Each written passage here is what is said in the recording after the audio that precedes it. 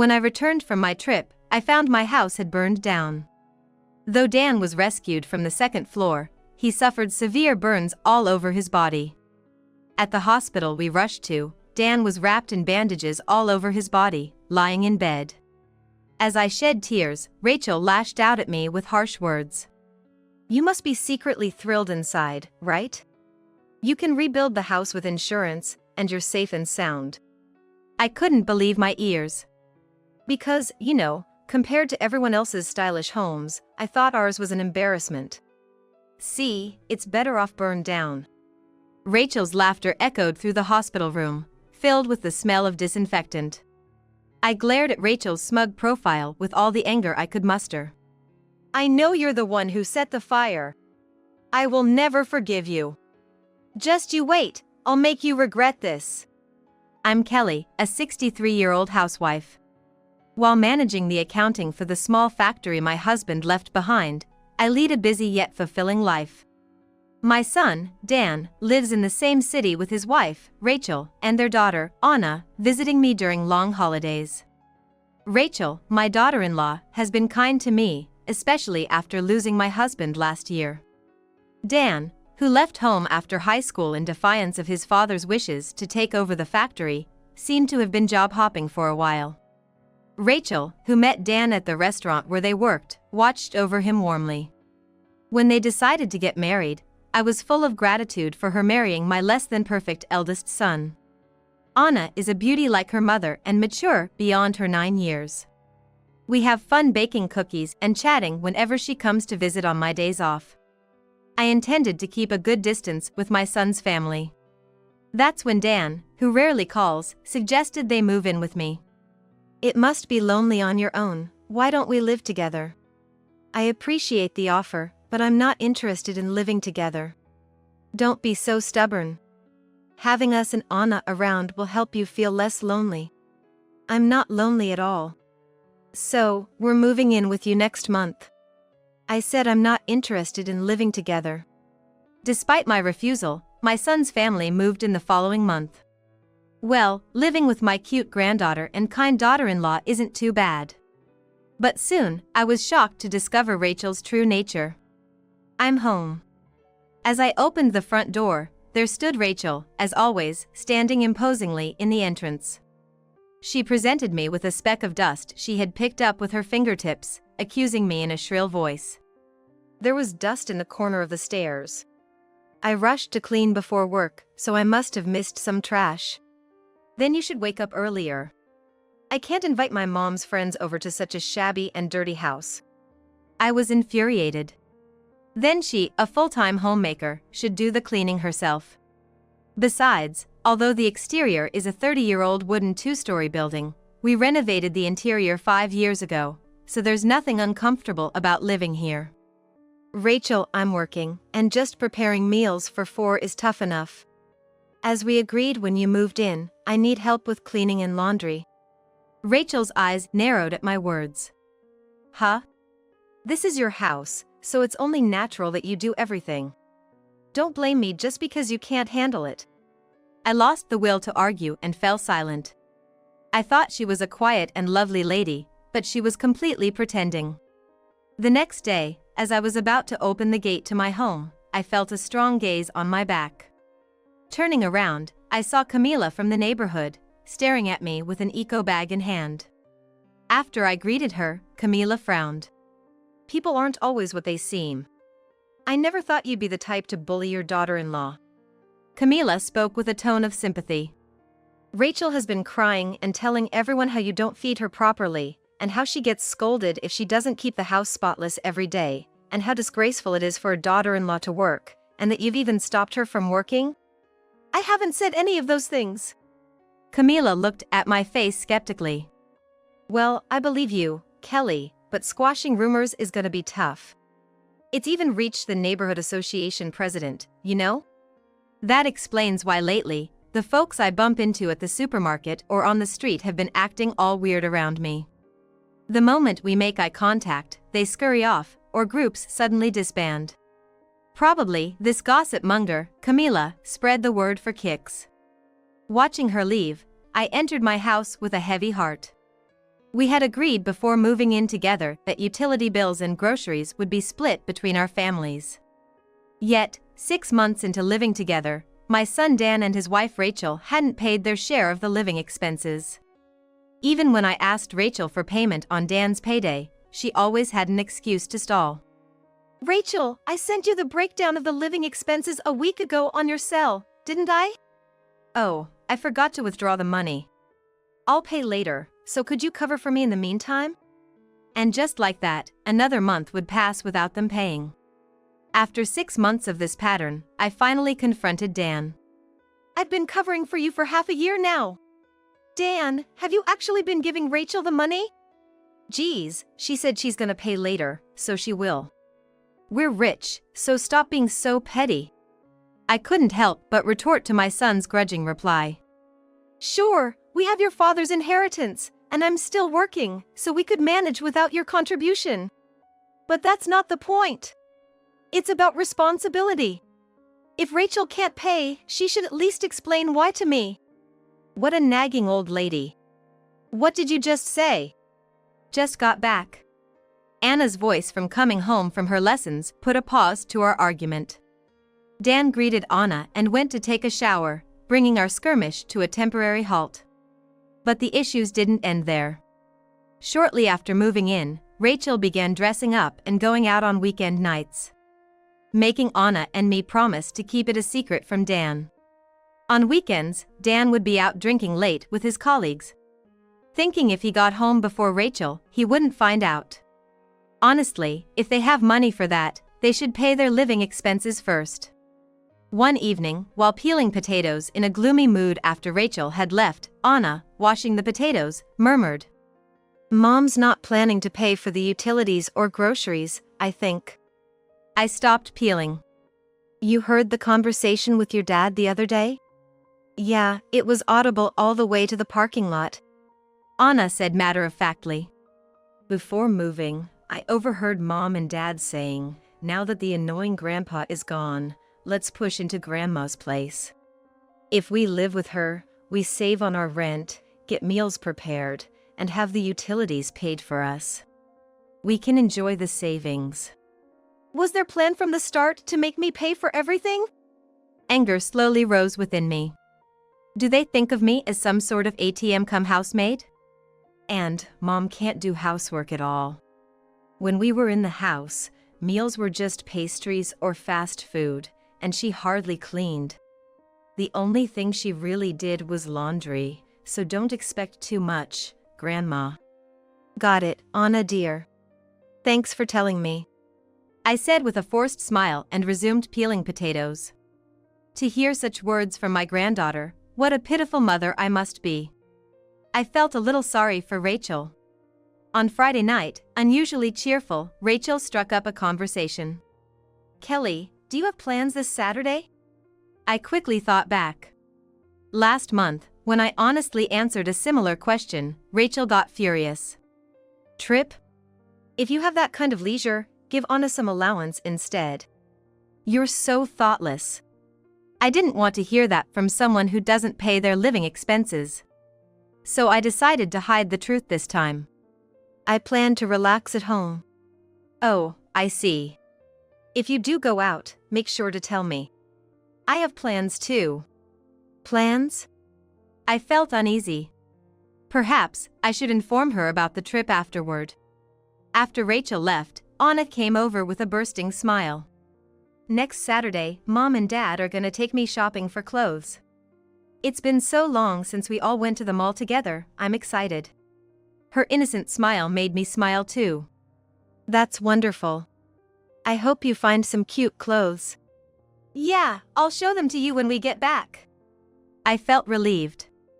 I've been worried about Anna, who, despite being mature for her age, seemed to lack the joyfulness of childhood.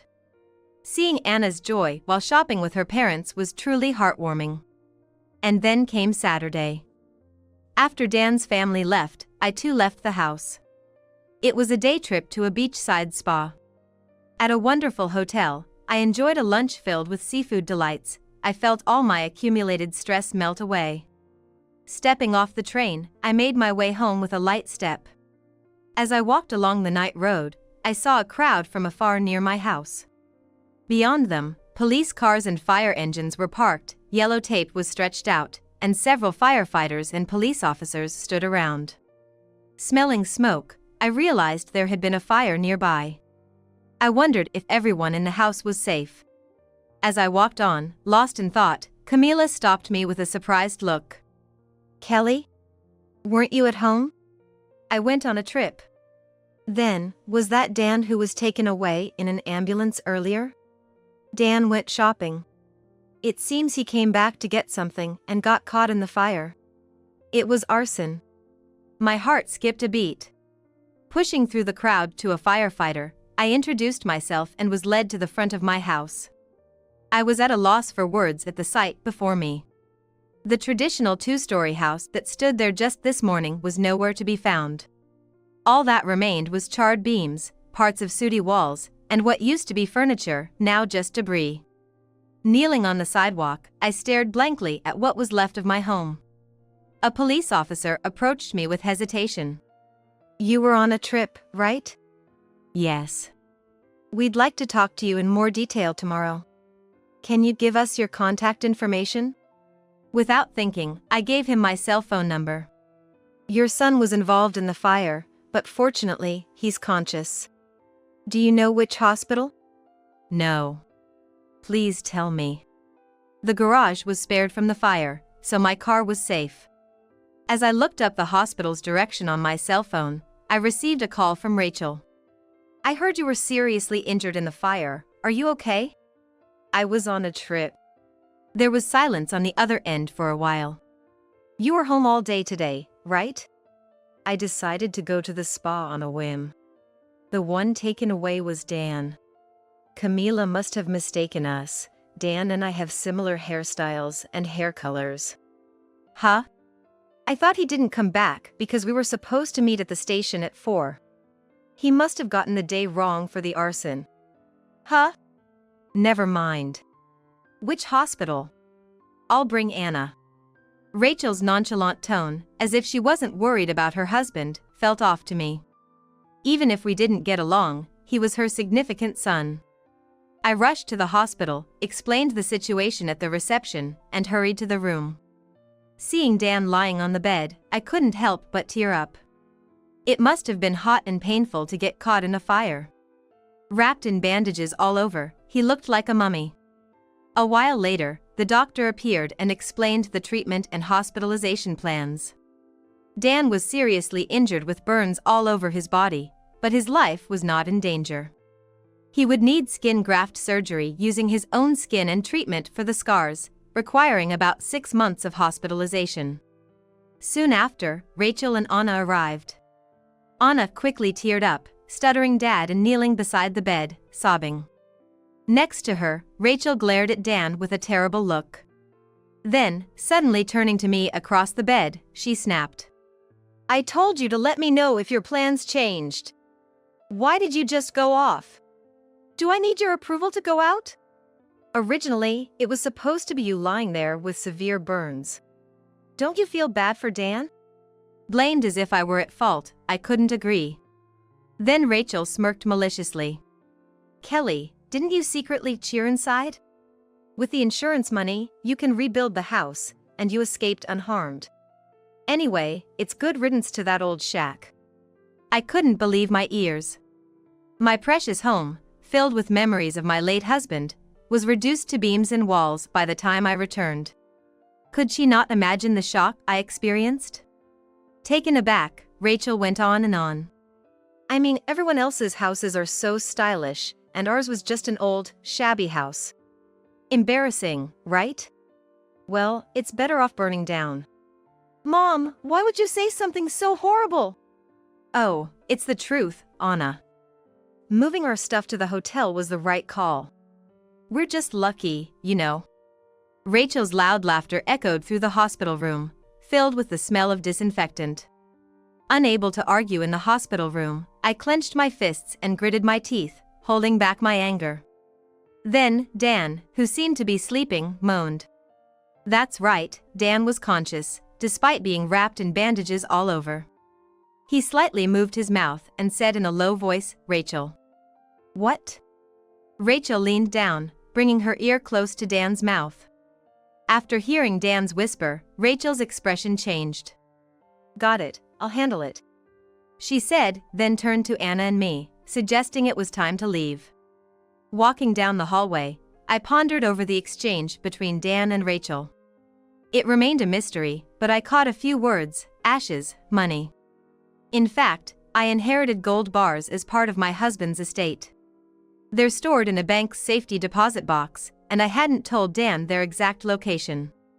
Misunderstanding that the gold was in our home safe, Dan might have sneaked out during shopping to steal it while I was away.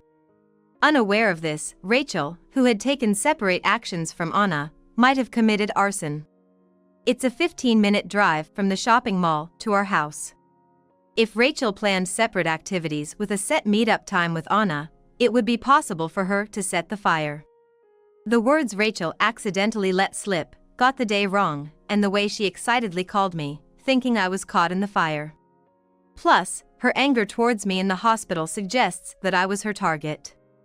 Dan is the beneficiary of my insurance policy. Even if I survived with burns, a significant amount of sickness benefit would be deposited into Dan's account. Feeling dizzy with shock, my body heated up with anger. Rachel, setting our house on fire for my insurance money and coolly causing Dan severe burns. Above all, using shopping with Anna as a cover for her plot, showed no shred of motherliness. My heart ached seeing Anna walking down, head hung low. Her fun shopping memories probably erased. I glared at Rachel, anger burning through me. I know you started the fire. I will never forgive you. Just wait, you'll regret this. Considering Rachel's preparedness in moving their belongings to the hotel beforehand, it was clear she was the arsonist. Furious, but leaving the evidence gathering to the police. My next step was to find a temporary home. Before I could call, the president of my husband's factory called to check on me. After hearing my story, he immediately arranged 3 weeks of paid leave and started the process of moving me into company housing. Rachel was offered the same, but she chose to stay in a hotel with Anna, so I moved into the company housing alone, dragging my carry-on. After contacting the insurance company and buying essentials at a large supermarket, I returned home. Unpacking could wait. I microwaved a pre-made meal and ate. The moment my stomach was full, the tension broke, and exhaustion overwhelmed me. Thankful for the furnished room, I prepared the bed and fell asleep without changing. The next day was spent shopping for necessities, as everything had burned. Having my driver's license, cell phone, and credit cards was a small mercy. Sitting in the shopping center's food court, eating ice cream, I suddenly remembered the words I overheard between Dan and Rachel. On my way back to the company housing, I stopped by the remains of our house and saw Rachel, phone in hand, sifting through the ashes. "Dan, you won't find the safe here. It contains the gold bars, right?" "Oh, Anna's piano lesson time." "Yes, I can come in 4 days." "I'll search again then." Hidden behind the neighbor's fence. Hearing her conversation, I was certain they were indeed searching for the gold bars. She planned to take them without telling me. Smirking, I left, planning a grand welcome for them. 4 days later, Rachel arrived at the charred remains to find neighborhood women gossiping in a circle. "Hello, Camila, Nancy, Lisa." She greeted me in her sweet voice. They all frowned at her turn. Camila, with a grim face, spoke up. "We heard about the fire. You're the arsonist, Rachel?" "What?" "Fooled by your quiet appearance. Planning to burn your husband and claim the insurance money, were you?" "How scary. You knew Dan was there and still set the fire? What's the police doing? Instead of letting criminals roam free, they should lock you up." Faced with their glares, Rachel was flustered. Thanks to always being charming and playing the role of the poor daughter-in-law bullied by her mother-in-law, Rachel had won over the residents, who suddenly turned against her. "I wasn't trying to kill Dan." Rachel's voice faded to a whisper, and I chimed in from the shadows. "No, that's not it." "Kelly?" The real target was me. You set the fire thinking I was in the house. Rachel froze. But then, she forced a stiff smile. I don't understand what you're saying. The safe? I moved it to the company housing on the day of the incident. Her face lit up when I told her. Are you coming now? I'll come right now. Rachel's voice was lively, and I smirked. Upon arriving at the company housing, Rachel's attitude changed drastically, rubbing her forehead on the floor. I'm sorry, Kelly. Actually, Dan, from his sickbed, ordered me to look for the gold bars. He said they could be sold for money, so I was wandering around the ruins, trying to steal them amidst the chaos of the fire. But I didn't commit arson.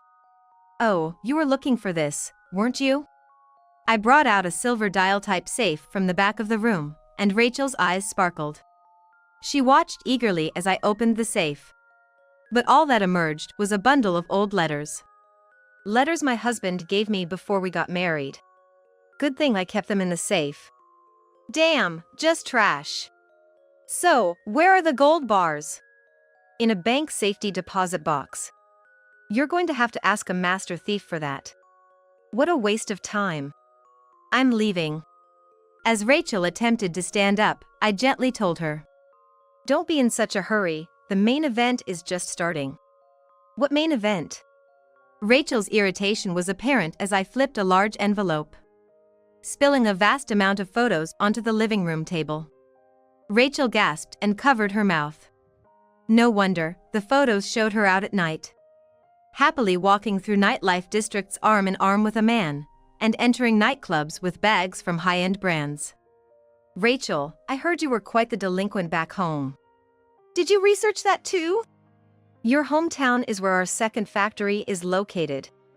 You were quite the troublemaker, breaking shop signs and factory windows. That's in the past, I've forgotten about it. Rachel defiantly lifted her chin. Oh really? But these are recent. I laid out a few photos, tilting my head. Strange. You're a stay-at-home wife, right? Where's the money for these night outs coming from? Maybe Dan's card? Rachel, panicking, pleaded with me. Please, keep it a secret from Dan. If he finds out I've been using his card and even resorted to loan sharks, he'll definitely divorce me. So, you set the fire. Tried to burn me along with the house, how terrible. I said mockingly, and Rachel's face turned into a mask of rage, her voice shrill. Burning you was the quickest way. Either get the insurance money, or at least the sickness allowance if it fails. I mean, burning that old house was better. Living there was making me sick. A rebuild would have made your late husband happy, wouldn't it? I sneered. My patience is running thin. That house was rebuilt when Dan was born. After discussing with my husband, we decided on a traditional architecture that suited wedding ceremonies and rooms. You have no right to comment as a freeloader. Rachel's forehead vein bulged. I'm going to the restroom, don't leave just yet. I insisted and headed to the washroom. As soon as the bathroom door closed, a man's sharp voice rang out. Hey, what are you doing? Rushing back to the living room, I found Rachel being restrained by two men in suits. A bottle of pills rolled across the floor. Rachel attempted to drug Kelly's coffee with a sleep inducer. Rachel, you are under arrest for assault. What? Why are there detectives in the next room? Of course. Talking to an arsonist alone is too dangerous. I shrugged, and Rachel glared at me with piercing eyes. Can we take your earlier statement as a confession? I didn't say I set the fire. Then, let's discuss the other charges at the station. Other charges? Rachel looked bewildered, and I smiled at her. The mischief you got up to when you were 18. Remember breaking the factory windows? Oh, that pathetic factory. Our second factory. The broken window damaged an important machine, causing a week's shutdown and significant financial loss. I explained politely. Back then, we couldn't pinpoint the suspect, but thanks to the detectives' inquiries in Rachel's hometown this time, we could identify you as the culprit. I told Rachel, whose expression stiffened. All that over something from 10 years ago? We still claim damages, I said with a full smile. The total damage and compensation might be around $200,000. $200,000? I can't pay that amount. Rachel trembled, her face pale, as the detective handcuffed her. Rachel, you're under arrest for suspicion of assault, the detective declared as Rachel was led away, and I finally breathed a sigh of relief. The plan by Dan and his wife unfolded just as I had suspected. They went out to the mall as a family, setting a meet-up time with Anna to split up. Dan's unexpected departure to smoke a cigarette, which was actually to retrieve the gold bars from the house, was unforeseen by Rachel. She, following the plan, doused a stack of newspapers in the parking lot with kerosene and set it on fire. Dan, mistaking the execution day by a week, got caught in the act. Rachel, the perpetrator of the arson, faced charges for attempted murder by arson, drugging my coffee with a sleep inducer for assault, and the vandalism from 10 years ago. Eager for a quick settlement, I agreed on a $100,000 settlement to facilitate Rachel's social rehabilitation. Rachel, burdened with a massive debt of $320,000, including the unauthorized use of Dan's card amounting to $20,000, the settlement of $100,000, and the vandalism charge of $200,000, works tirelessly at our factory from dawn till dusk to pay it off monthly. She seems to be sobbing at work, saying it'll take a lifetime to pay off. Dan, who had conspired with Rachel planning to split my insurance money, was arrested after his discharge. We settled with a $100,000 payment, withdrawing the complaint and having him work at our factory. The harsh working conditions of hot summers and freezing winters must be tough for Dan, who used to switch jobs whenever he disliked something. However, after threatening him with the possibility of jail and the option to sue again, he quieted down. Despite Dan's fury over Rachel's misuse of his card, they lived together in the factory's company housing, arguing but not divorcing to avoid extra living costs. I bought a condo near Anna's elementary school with the fire insurance payout, and we began living together. Dan and Rachel, insisting on seeing Anna, have been pestering us, but since she wants to avoid them for now, their reunion seems to be on hold. The compensation from Rachel for the vandalism goes into the factory's funds. Despite being separated from her parents, Anna shows no sign of loneliness and goes to school cheerfully. When I'm busy, she cooks something, or even does the shopping for me. Living with my adorable granddaughter is more comfortable than I had imagined. I plan to continue overseeing the factory my husband left behind while living with my granddaughter.